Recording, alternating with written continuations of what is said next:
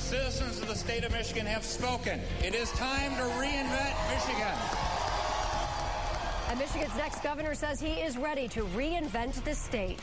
And a Democrat barely won back his seat to return to Congress for a second term. And America's longest-serving congressman will remain the dean of the House.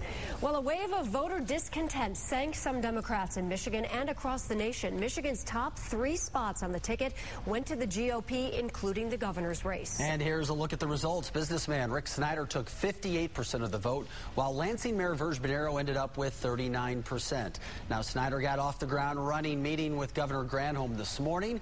They talked about the transition, and she pledged her support. Our team stands ready to do whatever it takes to ensure that this is a smooth transition and one that works well for the citizens. Snyder has announced 3 key members of his transition team, and we are live downtown at Snyder's campaign headquarters with Action News reporter Mary Conway. Mary? Well, and after such a huge win last night, Joanne, obviously Rick Snyder could see that the polls were heavily in his favor.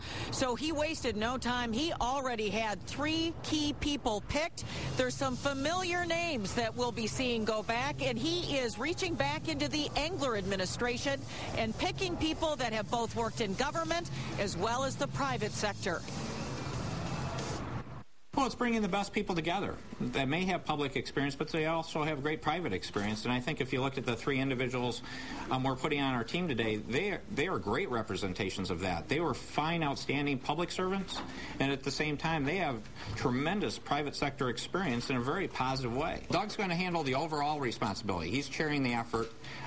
Sharon, in particular, has great experience with the executive office and all those kind of issues and topics. She was chief of staff for Governor Engler.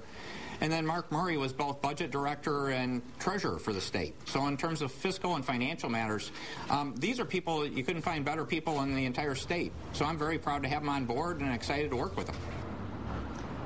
And the Doug he's referring to is Doug Rothwell, who was here this morning. It will be his wife, Sharon Rothwell, who is currently a vice president for Masco. The third person will be Mark Murray, and you heard him talking about their backgrounds. He also talked about what the governor told him today, and she gave him a lot of personal advice. They both have 3 children, and they talked about making that transition as smoothly as possible for them as well. But Governor-elect Snyder said he'd be picking more key members of his transition team, and Brian Calley will be leading the effort as lieutenant governor, working with the legislature as they try to get Michigan back on track.